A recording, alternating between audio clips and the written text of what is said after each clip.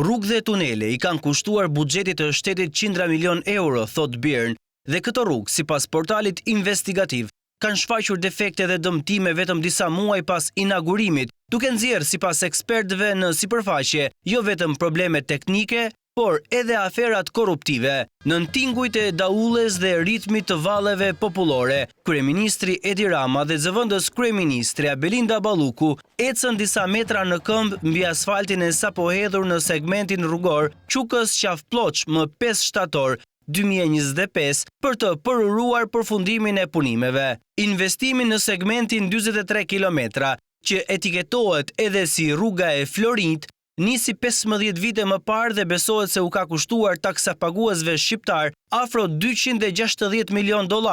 për të bërë të mundur lidhjen e fshatit Qukës në Librazhd me qafën e Ploçës në Pogradec. Por investimi shumë vjeçar dhe shumë milionësh, thot Birn, u bllokua vetëm 2 muaj pas inaugurimit, pasi një masiv gurësh ra nga skarpatat anësore në fund të nëntorit dhe pak javë më vonë pësoi shembje të plotë të bankinës dhe trotuarit në një aks të saj pranë fshatit Gështenjas. Autoriteti rrugor fajsoi shiun e dendur për dëmet, por ky nuk ishte një incident i veçuar. Aksi panoramik i rrugës Shëngjin-Velipoj, unaza e poshtme e rrugës së Burrelit, apo tuneli i Murrizit në rrugën e Arbrit, shfaqen gjithashtu defekte dhe probleme gjatë sezonit të dimrit, pavarësisht kostove dhe inaugurimeve të bujshme. Me alarm u përcoll në publik edhe një video e bërë nga kalimtarët në fillim të janarit në tunelin e Llogaras, ku shihej uji që rrithte nga tavani i tunelit. Për ekspertët e infrastrukturës dhe ekonomisë, incidentet e muajve të fundit me rrugët nuk duhen parë si të shkëputura,